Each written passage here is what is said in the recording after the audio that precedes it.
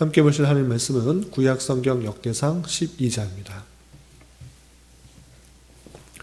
10월 12일 역대상 12장을 읽는다는데 12장은 40절까지 조금 길게 되어 있어서 다 읽기는 시간이 제한이 되어 1절부터 18절까지 말씀을 함께 공독합니다. 구약성경 역대상 12장 1절부터 18절까지 말씀, 구약성경 629면 전후를 보시면 되겠습니다. 1절부터 함께 공독합니다. 다윗이 기스의 아들 사울로 말미암아 시글락에 숨어 있을 때에 그에게 와서 싸움을 도와준 용사 중에 든 자가 있었으니 그들은 활을 가지며 좌우 손을 놀려 물매도 던지며 화살도 쏘는 자요 베냐민 지파 사울의 동족인데 그 이름은 이러하니라. 그 우두머리는 아이에셀이요 다음은 요아스이니 기브아 사람 스마의 두 아들이요 또 아스마웻의 아들 여시엘과 벨렉과 또 브라가와 아나도 사람 예후와 기브온 사람 곧 30명 중에 용사요 30명의 우두머리가 된 이스마야이며 또 예레미야와 야하시엘과 요하난과 그데라 사람 요사밧과 엘루세와 여리못과 부아랴와 스마랴와 하룹 사람 스바디아와 고라 사람들 엘가나와 이시야와 아사엘과 요에셀과 야소보암이며 그돌 사람 여로함의 아들 요엘라와 스바디아더라. 갓사람 중에서 광야에 있는 요새에 이르러 다윗에게 돌아온 자가 있었으니 다 용사요 싸움에 익숙하여 방패와 창을 능히 싸는지라. 그의 얼굴은 사자 같고 빠르기는 산의 사슴 같으니 그 우두머리는 에셀이요 둘째는 오바댜요 셋째는 엘리압이요 넷째는 미스만나요 다섯째는 예레미야요 여섯째는 앗대요 일곱째는 엘리에셀이요 여덟째는 요하난이요 아홉째는 엘사밧이요 열째는 예레미야요 열한째는 막반네라. 이 가짜 손이 군대 지휘관이 되어 그 작은 자는 백부장이요 그 큰 자는 천부장이더니 정월에 요단강 물이 모든 언덕에 넘칠 때에 이 무리가 강물을 건너서 골짜기에 있는 모든 자에게 동서로 도망하게 하였더라. 베냐민과 유다 자손 중에서 요새에 이르러 다윗에게 나아오매 다윗이 나가서 맞아 그들에게 말하여 이르되 만일 너희가 평화로이 내게 와서 나를 돕고자 하면 내 마음이 너희 마음과 하나가 되려니와 만일 너희가 나를 속여 내 대적에게 넘기고자 하면 내 손에 불의함이 없으니 우리 조상들의 하나님이 감찰하시고 책망하시기를 원하노라 하매 그때 성령이 30명의 우두머리 아마셀을 감쌌으니 이르되 다윗이여 우리가 당신에게 속하겠고 이새의 아들이여 우리가 당신과 함께 있으리니 원하건대 평안하소서. 당신도 평안하고 당신을 돕는 자에게도 평안이 있을지니 이는 당신의 하나님이 당신을 도우심이니이다 한지라. 다윗이 그들을 받아들여 군대의 지휘관을 삼았더라. 아멘. 예, 감사합니다. 오늘 말씀 읽기 본문은 역대상 12장입니다. 우리가 어제 살펴봤던 역대상 11장에서는 사울을 이어 다윗이 왕위에 오르게 되었고 또 그 왕위에 오르게 될 때 그 다윗을 도와 많은 용사들이 그와 함께했다라는 것을 살펴볼 수 있었습니다. 특별히 다윗의 극한 어려움 속에서도 목숨을 바쳐 그를 도왔던 3명의 용사와 그보다 못한 그 밑에 3명 그리고 30명의 용사 그리고 다양한 용사들이 있었다는 것을 쭉 나열하는 것을 살펴볼 수 있었습니다. 그리고 이어지는 12장에서도 마찬가지로 다윗이 사울을 피하여서 여러 가지 피하는 그런 피신의 생활에 있을 때 그를 도와서 많은 용사들이 함께했다는 것을 계속해서 강조하고 있습니다.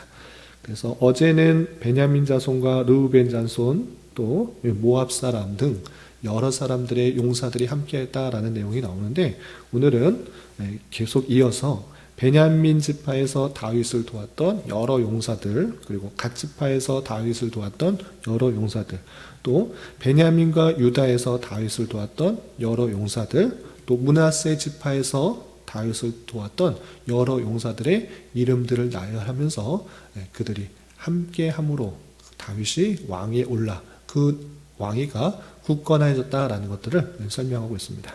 그럼 내용을 조금 더 좀 살펴보고 이렇게 다윗을 도왔던 여러 용사와 또 수요들을 밝히는 것을 통해서 우리가 어떻게 이것을 적용할 수 있을지 생각해보는 시간을 갖도록 하겠습니다.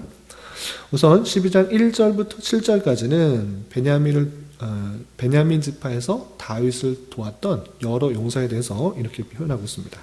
그래서 2절을 보시면 그들은 활을 가지며 좌우 손을 놀려 물매도 던지며 화살도 쏘는 자요 베냐민 지파의 사울의 동족인데 라고 하면서 다윗이 시글락에 숨어 있을 때, 사울을 피하여서 시글락에 숨어 있을 때 싸움을 도와준 용사 중에 베냐민 지파의 사울의 동족이 있었다라고 표현하면서 그 이름을 다음과 같이 밝히고 있습니다. 그래서 2절, 그 이름은 이러하니라. 그래서 3절 보시면 그 우두머리에는 아히에셀이요 다음은 요아스니 기브아 사람 스마의 두 아들이요 또 아스마옅의 아들 여시엘과 벨렛과 또 브라가와 아나도 사람 예후와 하면서 계속해서 그를 도왔던 베냐민 지파의 용사들에 대해서 쭉 열거하고 있습니다.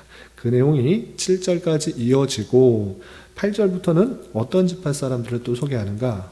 8절 보시면 갓 사람 중에서 갓 지파의 사람인 것입니다.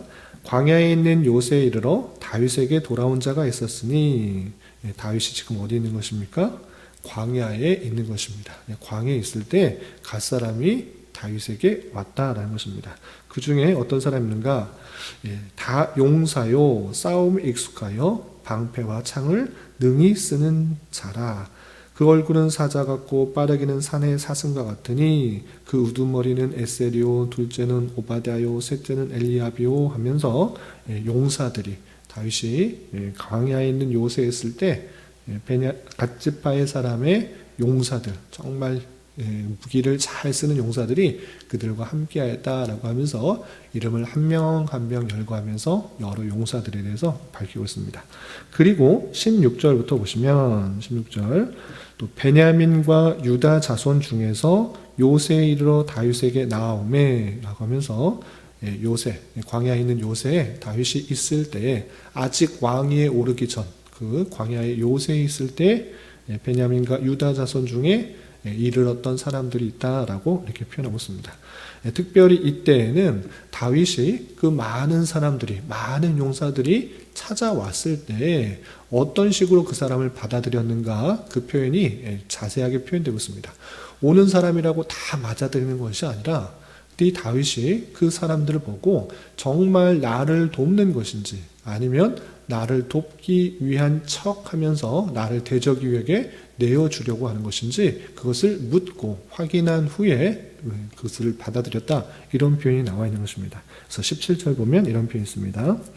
다윗이 나가서 맞아 그들에게 말하여 이르되 만일 너희가 평화로이 내게 와서 나를 돕고자 하면 내 마음이 너희와 마음과 하나가 되려니와 만일 너희가 나를 속여 내 대적에게 넘기고자 하면 내 손에 불의함이 없으니 우리 조상들의 하나님이 감찰하시고 책망하시기를 원하노라, 이렇게 말했다는 것입니다.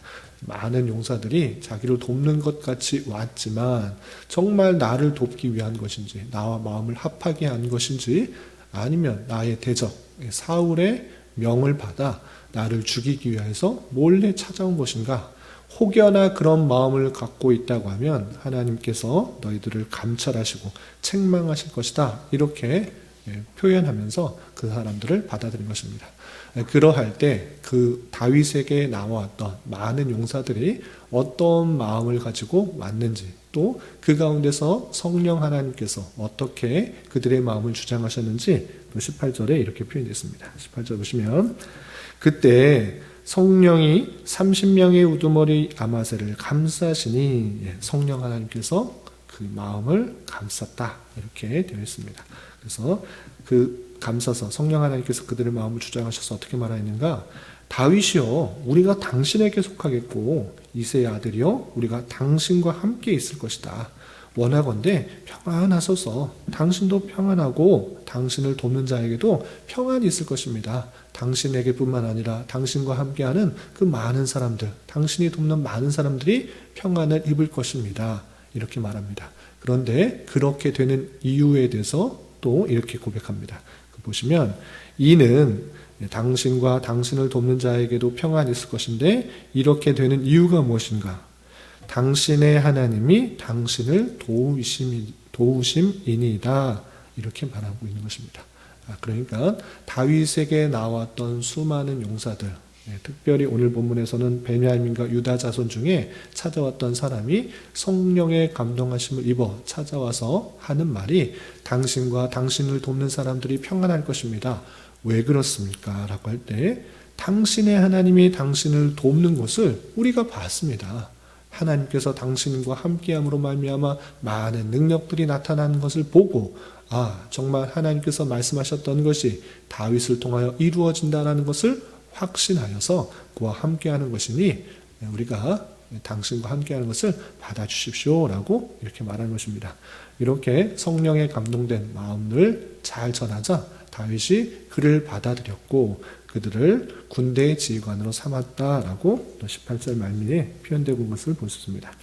그리고 19절 이하 22절에서도 또 므낫세 지파에서 다윗을 돌았던 사람들의 이름을 쭉 밝히고 있습니다. 그래서 19절 보시면 다윗이 전에 블레셋 사람들과 함께 가서 사울을 치려할 때에 므낫세 지파에서 두어 사람이 다윗에게 돌아왔으나 다윗 등이 블레셋 사람들을 돕지 못하였음은 블레셋 사람들의 방백이 서로 의논하고 보내며 이르기를 그가 왕 사울에게로 돌아가리니 우리 머리가 위태할까 하노라 함이니라 라고 하면서 므낫세 지파사의 두어 사람들이 그를 도왔으나 여러 가지 어려움들이 있었지만 그럼에도 불구하고 그 므낫세 지파에서 다윗을 도왔던 사람들이 이렇다라고 20절이야 또 22절에 이렇게 표현한 것입니다. 그래서 20절 보시면 다윗이 시글락으로 갈 때 므낫세 지파에서 그에게 돌아온 자는 아드나요, 요사밧과 여디디알과 미가엘과 요사밧과 하면서 쭉 이름들이 나와 있는 것을 볼 수 있습니다. 이렇게 베냐민 지파, 유다 지파, 갓 지파, 므낫세 지파 다양한 지파에서 다윗을 돕기 위해서 많은 용사들이 함께 하였다라는 것을 밝히고 23절 이하 40절까지는 실제적으로 그를 도왔던 수많은 군대들의 수요에 대해서 정확하게 몇 명이었다 그 수요까지 밝히는 것을 볼 수 있습니다. 몇몇 구절만 살펴보면 23절 싸움을 준비한 군대 지휘관들이 헤브론에 이르러 다윗에게 나와서 여호와의 말씀대로 사울의 나라를 그에게 돌리고자 하였으니 그 수요가 이러하였더라 라고 하면서 전쟁에 참여할 때 함께하였던 그 군대의 수요가 몇 명인지 쭉 밝히고 있습니다. 몇몇 부분 보시면 24절 유다 자손 중에서 방패와 창을 들고 싸움을 준비한 자가 6,800명이다 라는 표현, 또 시므온 25절 시므온 자손 중에서 싸움의 용사가 7,100명이요 또 레위 자손 중에서 4,600명 아론의 자손 중에서 3,700명 또 젊은 용사 20명 베냐민 지파 또 에브람 자손 므낫세 이사갈 스불론 납달리 단 자손 아셀 또 루벤 또 갓 자손 반 지파 이렇게 싸우는 사람들의 지파의 수요들을 몇 명 이렇게 밝히고 있는 것을 볼 수 있습니다. 여기서는 성경에서는 몇 명이다 이렇게 밝혔는데 도합이 나오지 않습니다. 근데 제가 다 계산해 보니까 총 수요가 31만 9,820명의 숫자가 다윗을 도와서 군대로서 그 역할들을 하고 있는 것을 볼 수 있습니다. 이렇게 수많은 용사들과 또 군대에 참여한 약 30만 명의 사람들이 그를 도와서 큰 군대를 이어서 또 그 다윗이 왕위에 오르고 또 힘있고 강성하게 그 나라가 세워지는 모습들이 11장과 12장에 걸쳐서 자세하게 기록되고 있는 것을 볼 수 있습니다. 이런 말씀을 대하는 자로서 우리는 어제와 또 오늘 동일하게 생각해야 되는 것은 무엇입니까? 왜 역대기 기자가 이렇게 수많은 용사들과 그 군대의 수요를 기록하고 있을까 했을 때, 다윗이 하나님의 선택함을 받아 왕위로 오르게 되는 그 일들을 행하지만 다윗이 혼자 그런 나라를 세울 수 있었던 것이 아니라 그를 돕는 수많은 용사들이 함께 함으로 그 나라가 세워졌다라는 것들을 강조하는 것입니다. 그래서 포로에서 되돌아온 이스라엘 백성들이 어떤 한 사람, 또 수룹바벨의 지휘관 한 사람이 혼자 열심히 하면 잘 되나 이런 것이 아니라 각자의 맡겨진 일들에 있어서 그 일들을 최선을 다함으로 회복된 이스라엘이 될 수 있다는 것을 강조하기 위해서 그를 도왔던 많은 용사들과 군대들을 강조하여 기록했다, 이렇게 생각해야 될 것입니다.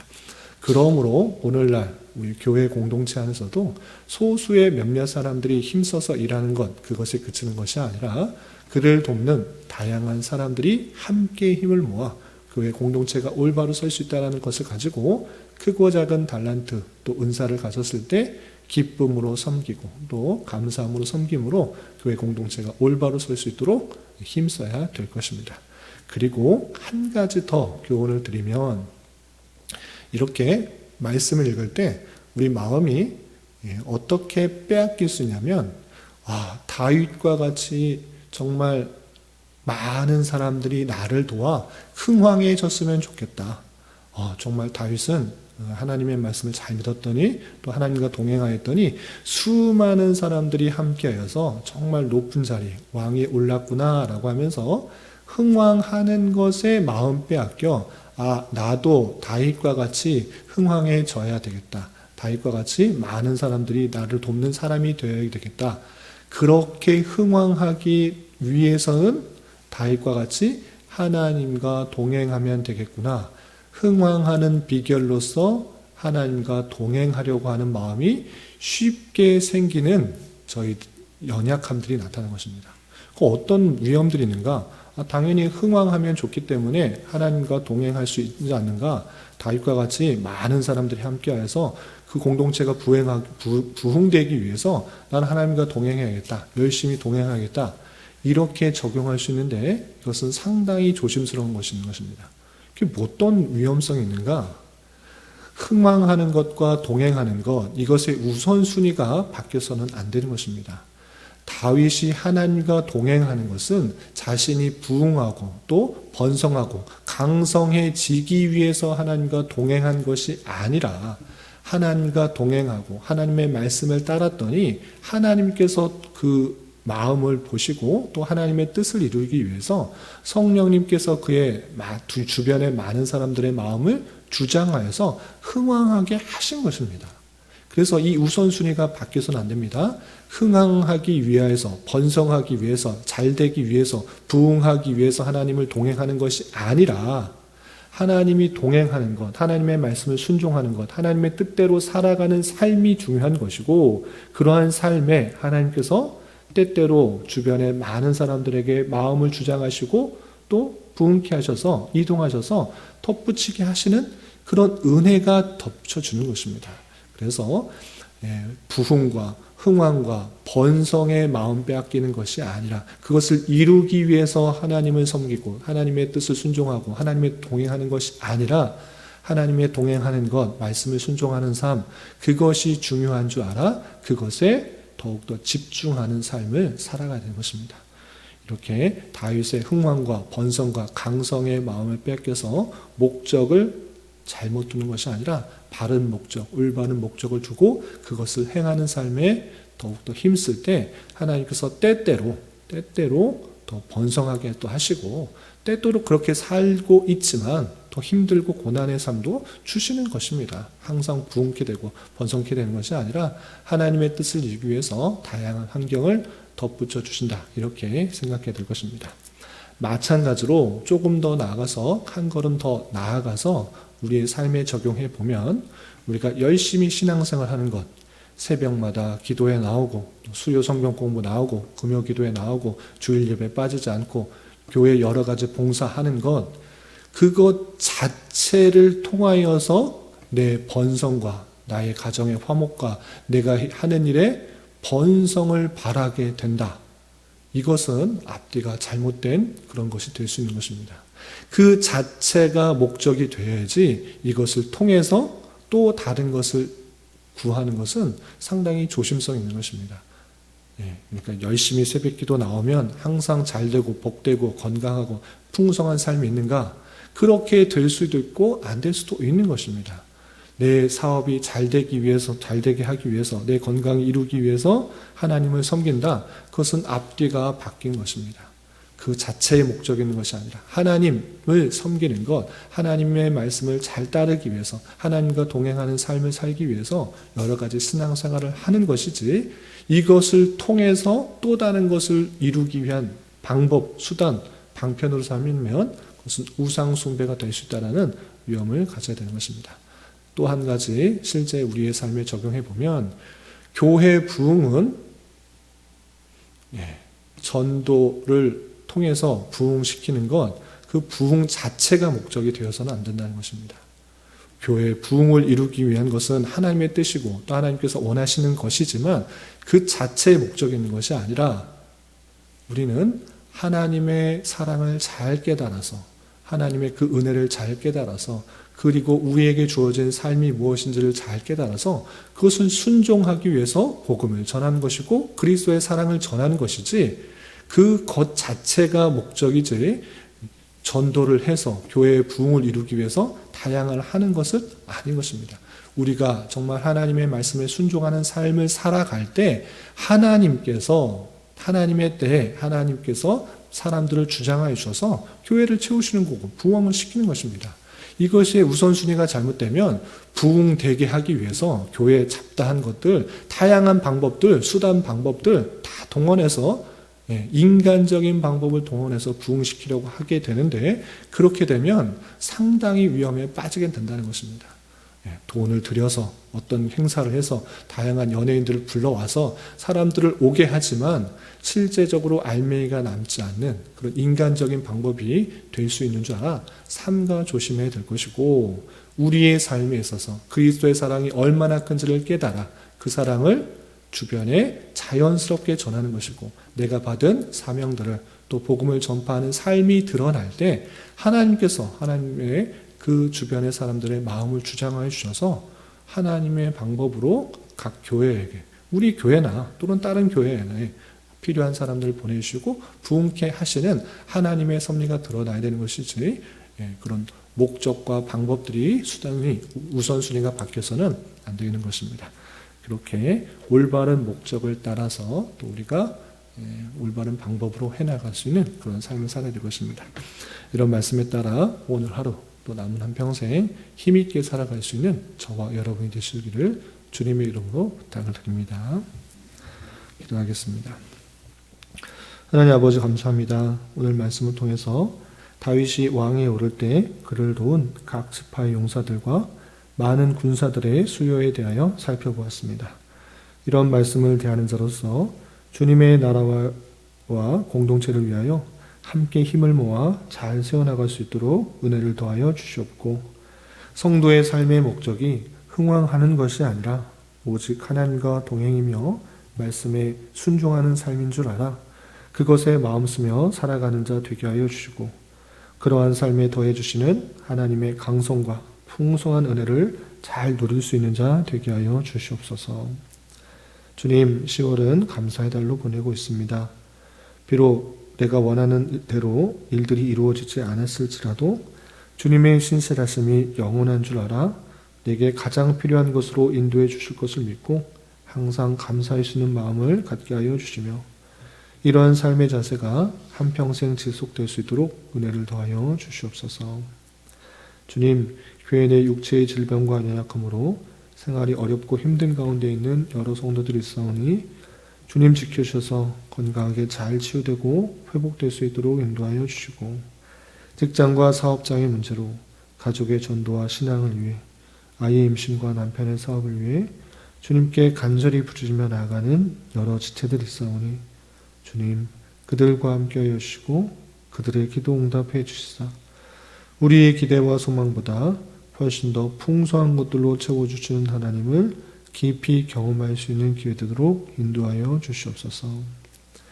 이 시간 각자 간절하게 간구하는 기도 제목 주님께서 들으시고 가장 선한 것들로 응답하여 주시옵소서. 예수님의 이름으로 기도 올리옵나이다. 아멘.